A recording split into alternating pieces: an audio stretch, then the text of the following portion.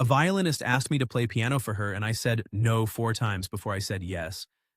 I want that on the record because later people would say she saved me, like I was a stray she took in. Nell Ardley did not save me. She hired me badly for a job I was not qualified to do anymore, and then she lied to me for 7 months about why. My name is Theo Reyes. I was 34, I lived alone above a dry cleaner in Providence, and I tuned pianos for a living. That is a real job. 4 hours bent over a cast iron harp, setting a temperament by ear, listening for the beats between two strings until they slow down and stop, and the interval goes clean. Church basements, nursing homes. Rich houses where the instrument had not been opened since a divorce. I was good at it. I was good at it because I could hear everything. That was the joke of my life, and nobody but me knew the punchline. I could hear a single string drifting 2 cents flat from across a sanctuary. I could hear a hammer felt going hard. What I could not hear was myself. When I sat down at a piano and played, the sound went away. Not all sound. The room stayed. The bench creaked. If someone coughed, I heard it. But the notes I made with my own hands arrived as pressure and nothing else, the way a swimming pool sounds from underwater. I could see my fingers land. I could feel the key beds. And there would be no music in the room, only the shape where music was supposed to be. It started when I was 19, and it never stopped.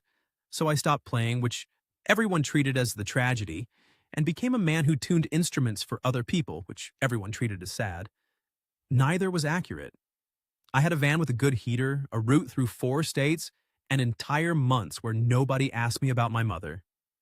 Then, on a Tuesday in October, I drove out to a house in Barrington to regulate a Steinway B that had been left to a woman by her aunt, and Nell Ardley was sitting on the floor of the music room with her back against the wall and a violin case across her knees, waiting for me. The woman who owned the house let me in and disappeared, the way clients do. Nell did not get up. "You're Theo Reyes," she said. "I'm the tuner." That's what I said. I put my kit down and held out a hand to help her up, because that is what you do when a stranger is sitting on a floor. She looked at it and did not take it. "I'm fine down here," she said. "Better acoustics." It was a joke. There is no acoustic difference at floor level in a carpeted room, and both of us knew it. And I let her have it because I had a Steinway to open, and a woman on the floor was not my problem. She was 33, though I did not know that yet. Dark hair cut blunt at the jaw, a men's cardigan with the cuffs stretched out, wool socks and no shoes on someone else's floor. There was a coffee ring on the knee of her jeans. She had the specific alertness of a person who has been sitting still for a long time on purpose. "Are you a friend of the owner?" I asked. "No." I asked her if I could be here when you came. "Why?" "Because you don't answer emails." I set my case down on the rug and opened it. Tuning lever, mutes, temperament strip, the little electronic reference I almost never used. I answer emails about pianos. I sent you 3 about a piano. You sent me 3 about an accompanist. "Same piano," she said. "Different problem." I lifted the lid and propped it, and the smell came up out of the instrument the way it always does, felt and old wire and dust that has been sitting in a closed box since somebody died. It is one of my favorite smells in the world, and I have never told anyone that. "I don't accompany," I said. "I know. That's why I came in person. It's harder to say no to a face." "It isn't, though."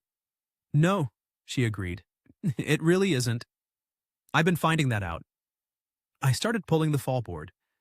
Behind me, I heard the 2 clasps of a violin case open, one after the other, and then nothing. "Are you going to play?" I asked. "Not yet. I want you to hear it in tune first. I don't want to argue with the piano while I'm arguing with you." That was the first thing she said that I liked, and I was annoyed about it. Here is what you need to know about the way Nell Ardley played the violin, because everything else in this story hangs off it. She was, by any standard a competition judge would use, wrong. She rushed. She dragged. She would take a phrase played the same way for 200 years and hold the top note a half second past where it belonged. so the accompanist underneath had to either wait or abandon her. She played loud in places marked quiet. She breathed audibly. Her intonation up high was a negotiation rather than a fact. She was also the most alive musician I have ever stood next to, and I have stood next to some famous ones. I found that out an hour and 40 minutes later when I had the Steinway roughly where I wanted it and she stood up off the floor without asking, tuned to my A and played the opening of the Frank Sonata into a room with one piece of furniture in it. She had to put a hand on the wall to get up off that floor. She did it fast and she did it smoothly, and I was looking at the piano. That was the first thing I did not notice. I did not play with her. I sat on the bench with my hands in my lap and listened. When she finished the first page, she stopped mid-phrase, which nobody does, and looked at me. Well, your A string is going false. There's a wolf around the fifth position. I know about the A string. Then get a new one. That's what you have to say? I closed the fallboard. You asked about the instrument. I asked you well. I looked at her then, properly for the first time. She had the violin still up on her collarbone, bow hanging from 2 fingers, and she was breathing hard, and she was not embarrassed about any of it. You're late all over the second theme, I said. Not a little, a lot. Every accompanist you've ever worked with has hated you. Nell smiled like I had handed her something. 4, she said. 4 accompanists. The last one quit in March by text message. He said, and I want to get this right, that playing with me was like trying to eat soup on a train. That's not bad. It's very good. I have it screenshotted. She lowered the violin. That's the job, she said. I have a recital series. 6 programs, 1 a month, November through April. A church up on Benefit Street with a Mason and Hamlin that somebody has to keep alive, which conveniently is also you. I can't pay much. I can pay something. No. You haven't heard the something. It isn't about money. I know it isn't, Nell said. It's about you being a 19-year-old who walked off a stage in Boston in the middle of the second movement of the Ravel and never came back. And everyone in this small, stupid industry knowing about it. And you deciding that a man who can't hear himself has no business sitting at a piano in front of people. The room got very quiet. I have spent 15 years learning how to move a conversation off that. There are about 6 ways. She had gotten in front of all of them by saying it first, plainly, without lowering her voice for it. Who told you that? I said. Nobody had to tell me. It was in the Globe. There's a paragraph. There's a paragraph, I repeated. It's a short paragraph. You were 19. Nobody stayed interested. She put the violin in the case and closed one clasp, then stopped. I'm not going to pretend I don't know and then have you find out later that I knew, and have that be a thing between us. There isn't going to be a later. Okay. I'm serious. I believe you, she said, and closed the other clasp, and I understood I was being handled. She asked 3 more times. The second was a voicemail in which she did not mention the recital at all, and instead described a man she had watched at a bus stop conducting an invisible orchestra with a rolled-up newspaper. She said he had good hands. She said she thought of me. Then she hung up without asking for anything. The third time was a postcard, which is an insane thing to send a person in the current century. On the front was the Providence Athenaeum. On the back she had written, "The Mason and Hamlin has a dead bass string, and it is your fault for not coming." The fourth time she did not ask. It was the second week of November, and I had a tuning at the church on Benefit Street. I got there at 8 to have the sanctuary to myself, and Nell was already in it, sitting in the 4th pew with her coat on, watching me carry my case up the aisle. You knew my schedule, I said. Wendell tells me things.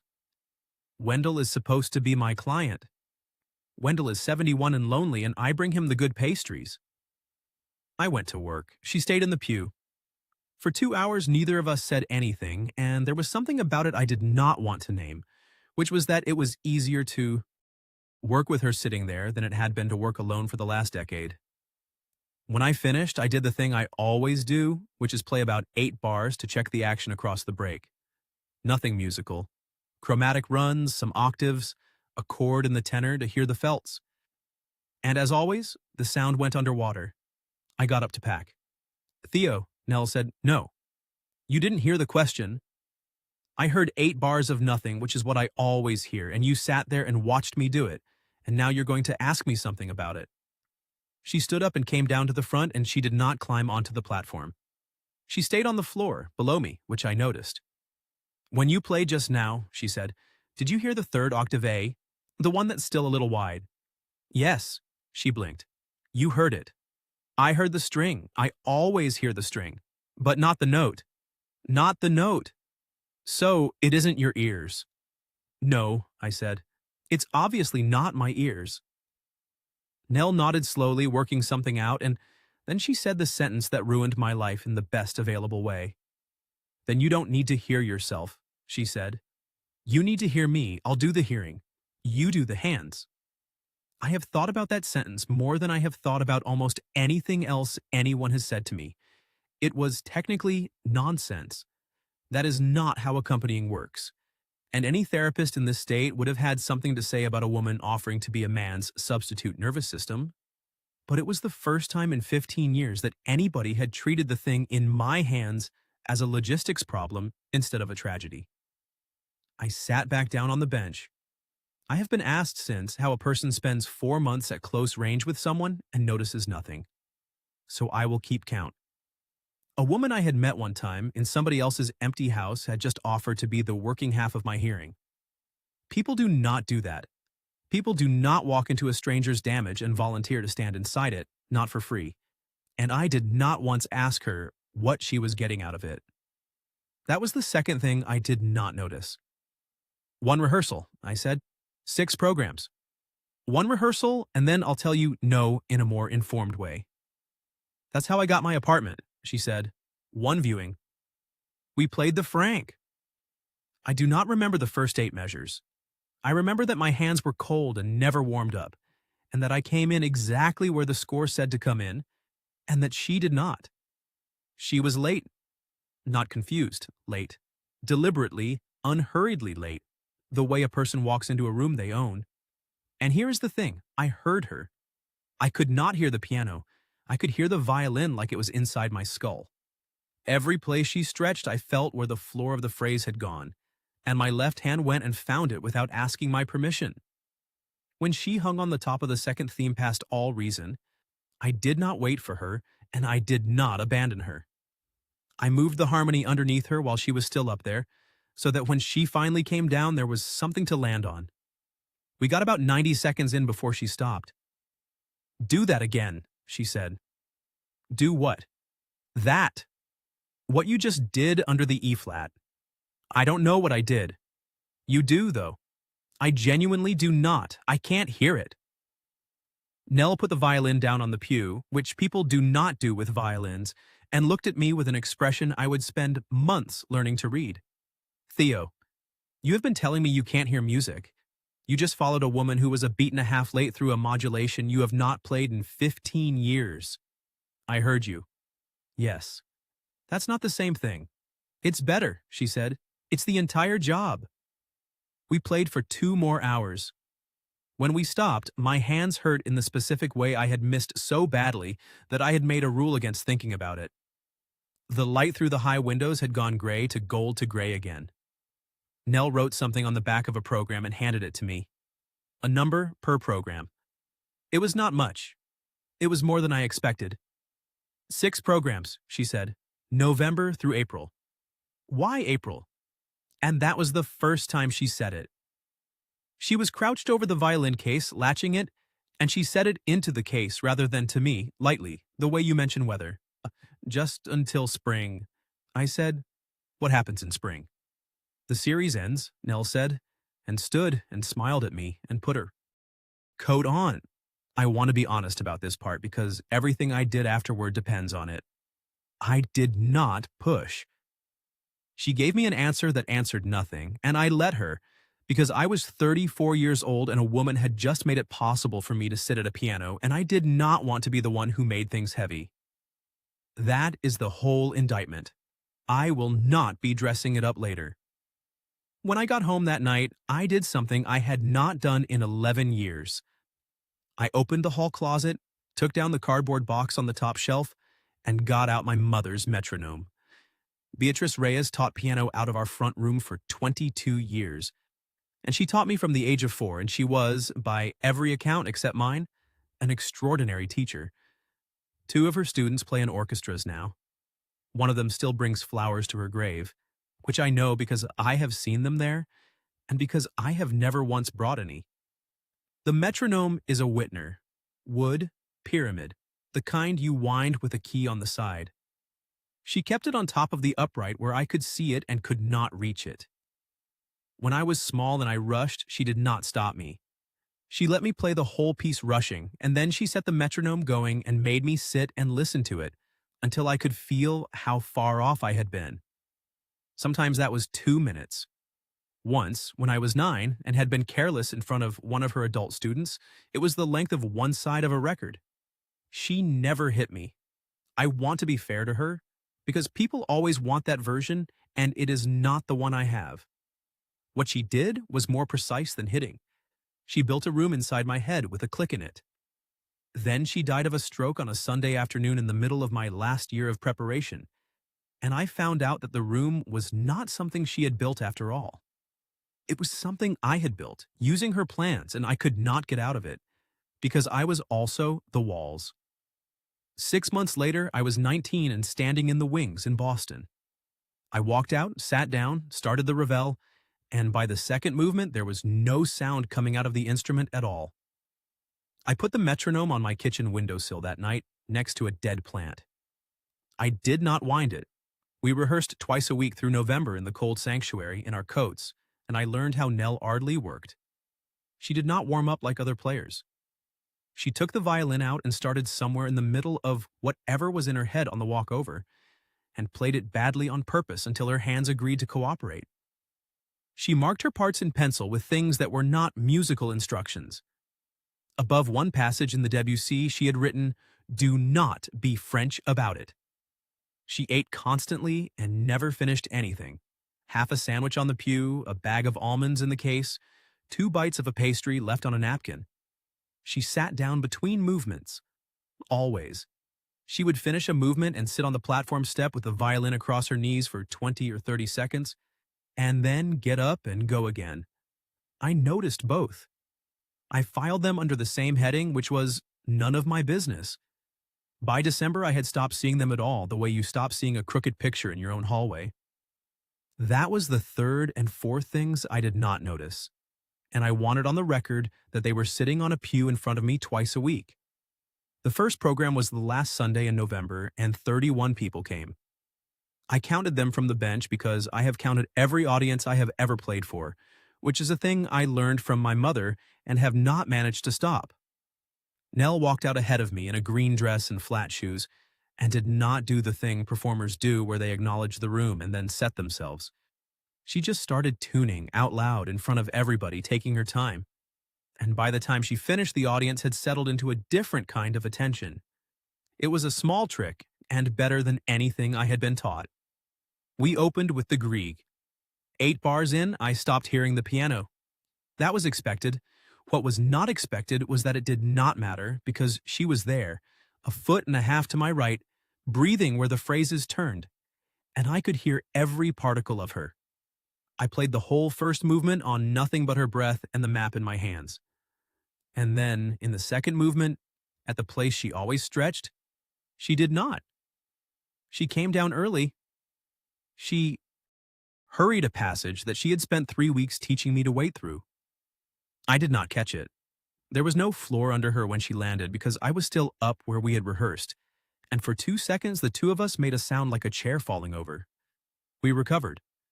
Nobody in that church knew what had happened except the two of us and probably Wendell. Afterward in the vestry I said, "You rushed the Andante." "I know." "You never rush." "I know." She was putting Rosen away and not looking at me. "Are you all right?" I asked. Nell looked up, and there was a second where I could see her decide something. "I got tired," she said. "It's a long program." "It's 22 minutes." "Then I got tired fast," she said and smiled. And that was the end of it, because I let it be. In December, she made me tell her about my mother, and she did it in the most underhanded way available, which was by asking me about my hands. We were in the sanctuary. It was snowing outside in the useless way it does in Providence, wet and undecided. Nell was lying on her back on the platform with her knees up, staring at the ceiling because she said the acoustics were more honest from the floor. Your fourth finger, she said. The left one. You do a thing. What thing? You lift it higher than the others. Only that one. Only sometimes. I stopped playing. That's a correction, I said. It's not natural, somebody taught me that. Your teacher. My mother. Nell did not sit up and she did not say anything sympathetic, and because of that, I kept going. I told her about the front room and the 22 years, and the students who went on to orchestras. I told her about the metronome and the record-length silences. I told her about being 9. She listened to all of it lying on her back with her hands folded on her stomach like a woman in a coffin, which I would think about later. When I finished, she said, "Do you still have it?" Have what? The metronome. It's on my windowsill. Why the windowsill? Because I took it out of a box in November and I haven't decided where it goes. Nell sat up then. Bring it Thursday, she said. Why? Because I want to see the thing that's been running this whole time. I brought it Thursday. By then I had noticed I did most of what she asked and had stopped being alarmed about that. She turned it over in her hands like an object from a dig site. She wound it. She set the weight at 60 and let it go, and the two of us stood there in an empty church listening to a dead woman keep time. That's it? Nell said. That's the monster? That's the monster. It's a kitchen timer. It is not a kitchen timer. Theo, it's a kitchen timer with a college degree. She stopped the pendulum with one finger. Can I tell you what I think, or is this a thing where you want me to be gentle? When have you been gentle? I have been extremely gentle. You have no idea.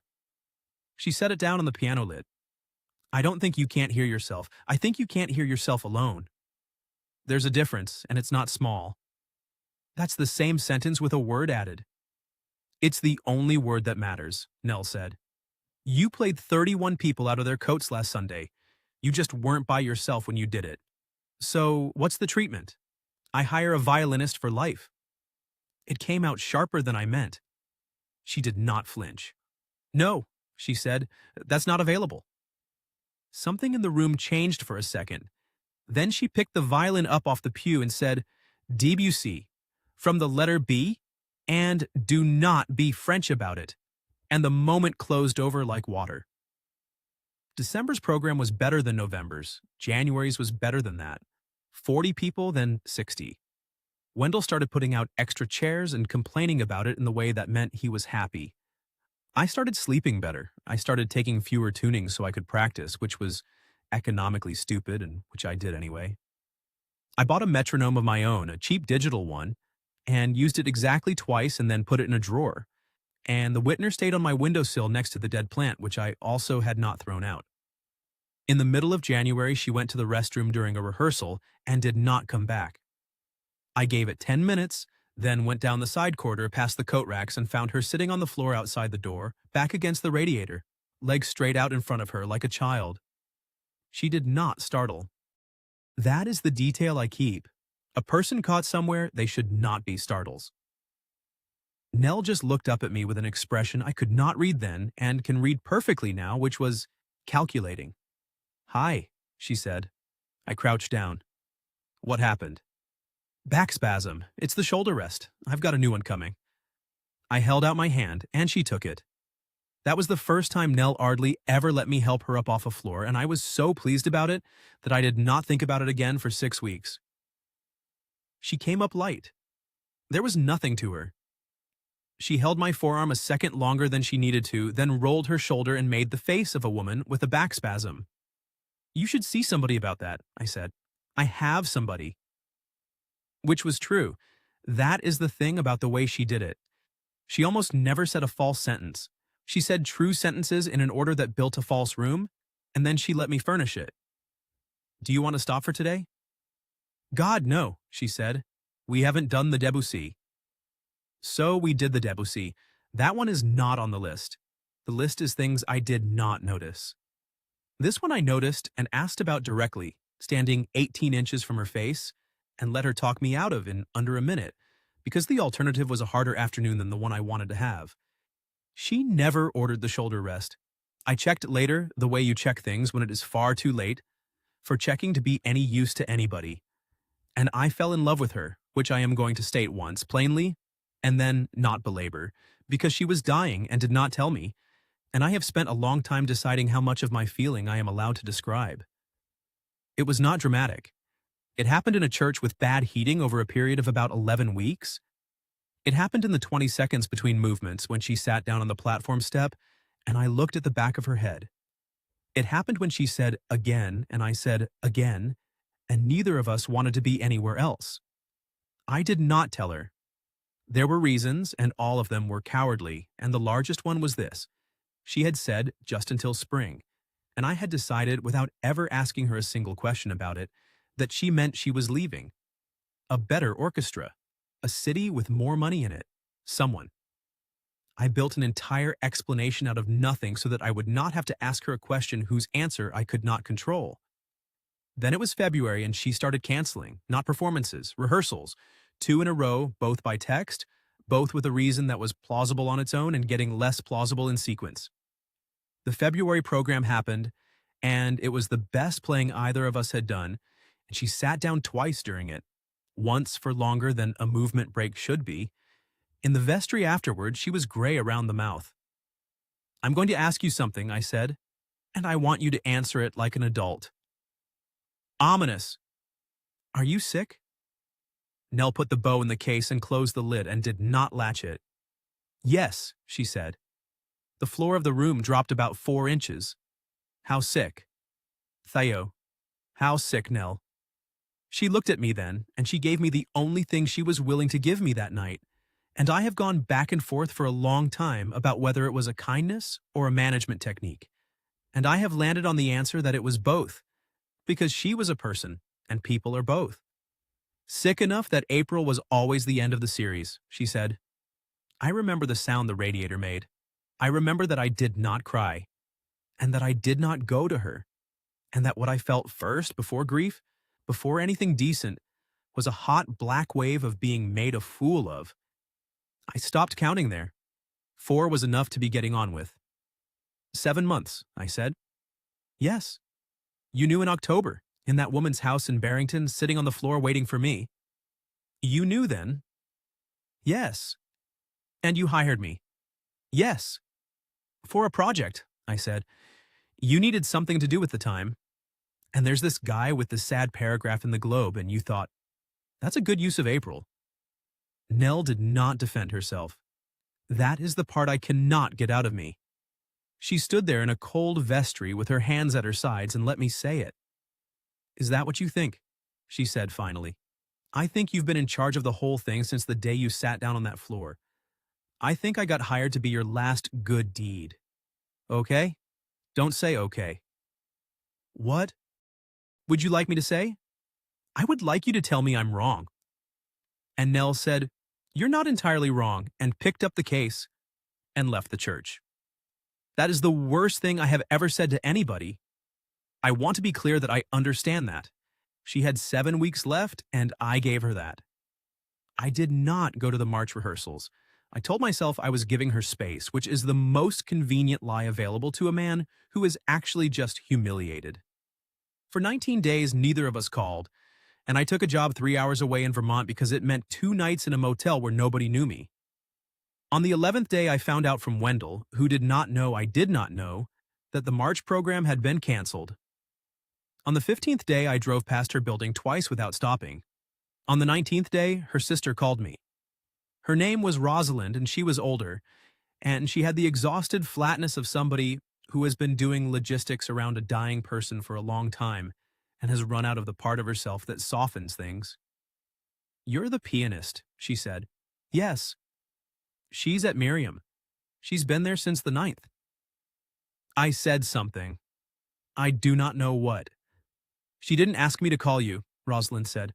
"I want to be honest about that." "She asked me not to, actually. I'm calling because I've watched my sister get her heart broken by a man who thinks he's the one who got used, and I decided I don't care what she wants today." I said, "That's fair." "I know it's fair," Rosalind said. Visiting hours end at 8. She was smaller. That is the thing nobody prepares you for. Not paler, not weaker. Smaller, like the person had been reduced and the same amount of expression had to fit in a container 2 sizes down. The violin case was on the chair by the window. Somebody had brought it and nobody was using it, and it had been there long enough that a get-well balloon had settled against it. "Hi," she said. "I said a terrible thing to you?" "You did. I've been driving around Vermont for 3 weeks, composing an apology, and every version of it was about me." "Yeah," Nell said. "That tracks." I sat down in the chair that was not holding a violin. "Say the real one," she said. So I did. "I was ashamed," I said. "Not angry. I've been telling myself angry for 19 days because angry is a thing you're allowed to be. But when you told me, the first thing I felt was that you'd known something about my life that I didn't for 7 months. And that made every good thing that happened to me since October feel like it was arranged. And I would rather have made you the villain than sit with the fact that the best thing that ever happened to me was something somebody did on purpose because they were running out of time." Nell was quiet for a moment. "That's the real one," she said. "Yes." "Okay, my turn." She shifted against the pillow. "I did not hire you as a project, but I did lie to you, and it wasn't about being sick." "What?" "I'll tell you in April," she said. "That's not funny. It's a little funny." "Nell." "Theo, I have exactly one thing left that is mine, and it's the timing of that sentence, so please let me keep it." I let her keep it. It was the only thing she asked me for the entire time I knew her. Then she said, "The April program is in 11 days. You're in a hospital." "I'm aware of the hospital. They're not going to let you—" "They are, actually. For 90 minutes.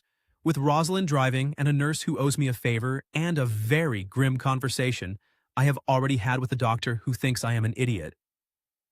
She looked at the case on the chair. "Wendell's holding the date. 30 people, maybe. Same program we planned. Frank, Debussy, the Grieg if I still have arms by then." "Why?" "Because it's the last thing I get to decide," Nell said. "And I would like it to be a Sunday afternoon with you and not a Tuesday night with a machine." I said, "Okay." Then I said, "I want to play the Ravel." She turned her head. "The second movement," I said. "In the middle of the program. Alone." Nell Ardley looked at me for about 5 seconds, and then her whole face went bright in a way that I will be able to describe accurately for the rest of my life, and will never be able to reproduce.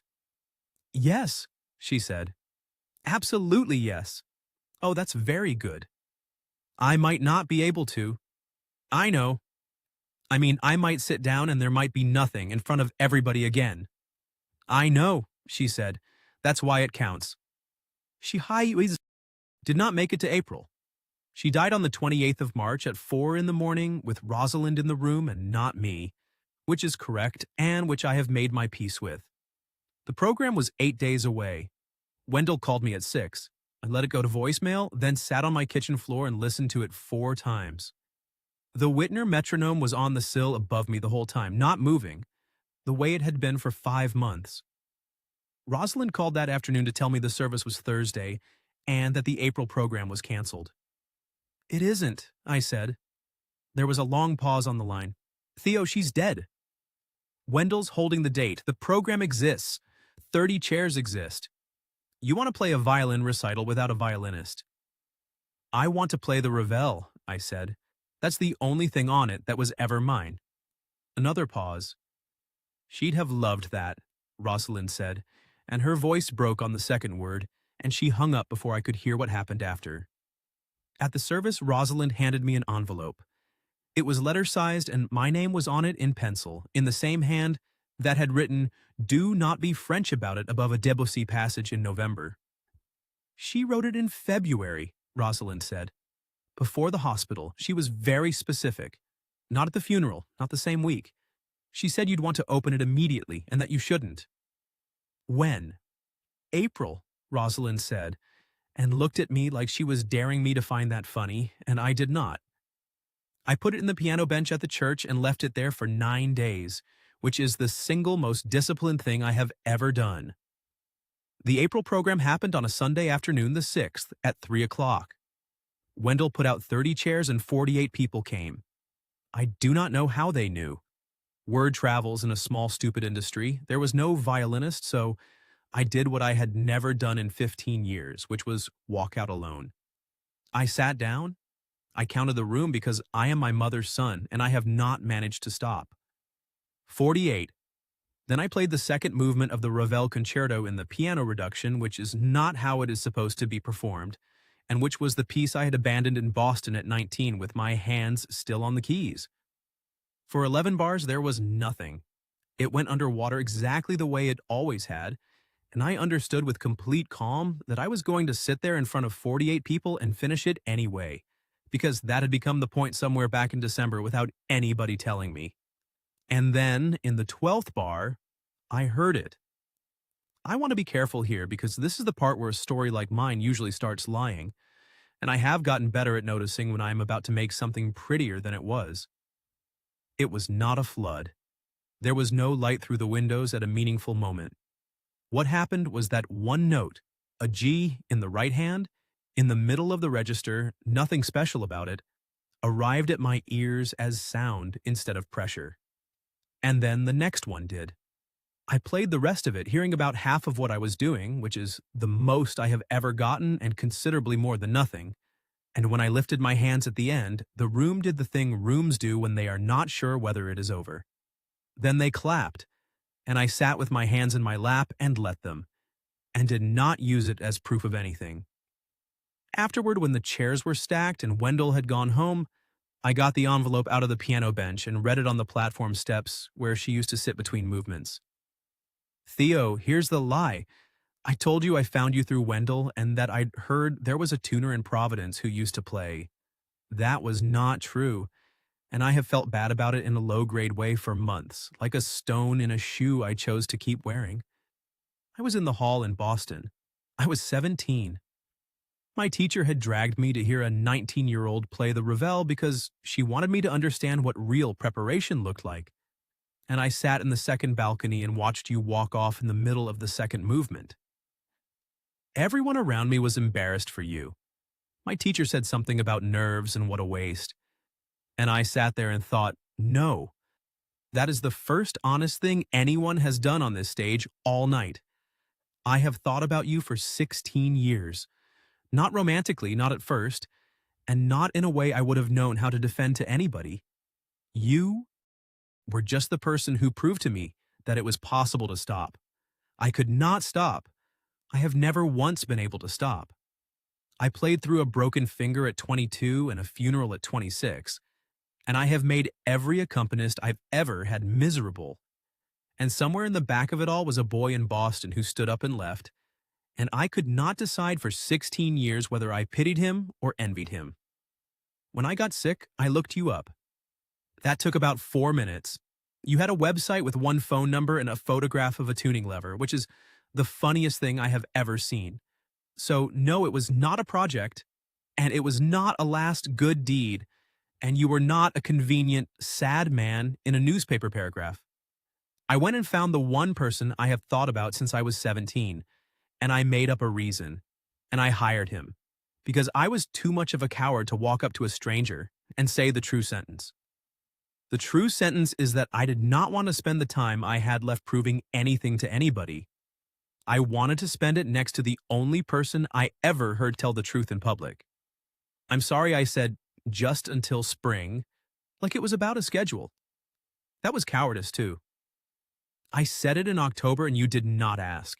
And I want you to know that I have never once been angry at you for not asking. You were being kind to me in the only way I had left available. There is one I would take back if I were allowed to take back exactly one. In January, you found me on the floor by the radiator and you asked me straight out. And I looked at you and said, shoulder rest. You had your hand out. You were already crouched down on a cold floor in your work coat, and I looked at that face and I lied to it on purpose in 1 second without even deciding to. I have replayed that more than the diagnosis. Everything else I hid. That one I said. One more thing and then I'm going to stop because Rosalind is hovering. You are going to decide at some point That I was the reason you could play. Please don't. I was a person standing close enough that you stopped listening for the click. That is all I was, and it is not small, and it is also not a thing you need me alive for. Wind it or throw it out. Just stop leaving it on the windowsill. Nell, I sat on those steps for a long time. Then I went home and I took the Whitner metronome off the sill and I wound it, and I set the weight at 60 and let it go, and I sat at my kitchen table and listened to my mother's metronome all the way down until the pendulum ran out on its own, which took about 4 minutes and which I had never once let it do. Then I put it in the drawer with the cheap digital one. That was 2 years ago. I want to end this accurately because Nell had a horror of things being made prettier than they were, and it is the only preference of hers I am still in a position to honor. I did not become a concert pianist. That door closed at 19, and it was not reopened by a violinist dying. I am 36 and I still tune pianos, and I am still good at it, and I still hear everything. What changed is smaller and it holds. I hear about half of what I play, most days, and on bad days less, and I have stopped treating that as a verdict on whether I am allowed to sit down. I play the April program every year now. Wendell holds the date. I do not call it a memorial because she would have hated that word, and because it is not one. It is a recital with one piece on it that she never got to hear me play. Last year, 61 people came. I still count them. Rosalind comes. We are not close and we do not pretend to be. She sits in the fourth pew, which is where her sister sat the first day, and I do not know whether that is deliberate, and I have never asked, because there is at least one question in my life I have learned to leave alone on purpose instead of out of fear. And I did not keep the violin, Rosalind offered. It went to a 19-year-old at the conservatory who plays too loud and rushes everything, which I consider the correct outcome. The lie was that she found me by accident. The truth was that she had been looking for 16 years and got 7 months, and used all 7 of them on a man who did not ask her one direct question until February. I have made my peace with almost all of it. I have not made my peace with that. So tell me honestly, was Nell wrong to hide the diagnosis for 7 months from a man she had gone looking for on purpose? Or had she earned the right to decide how her own last spring was going to be spent? And if you were Theo, standing in that vestry the night she finally told you, would you have said what he said? Or do you think you would have done better? Tell me in the comments, and if this one stayed with you, leave a like and subscribe so you catch the next story.